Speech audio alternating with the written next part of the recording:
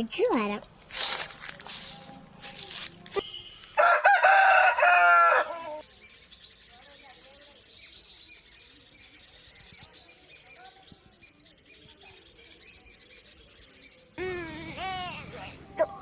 ഞാൻ ചേച്ചിൻ്റെ അടുത്ത് പോട്ടെ.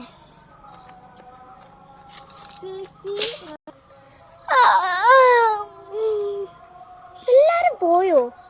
കിടക്കപ്പോയത് എല്ലാരും എണീറ്റ് പോയല്ലോ. എന്നാ ഞാനും പോട്ടെ.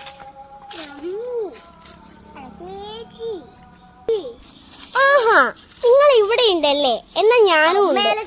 നേരം വെളുത്തൊന്നും അറിഞ്ഞില്ല. ആദ്യം മനസ്സിൽ ഭ്രാന്ത് പിടിച്ചു.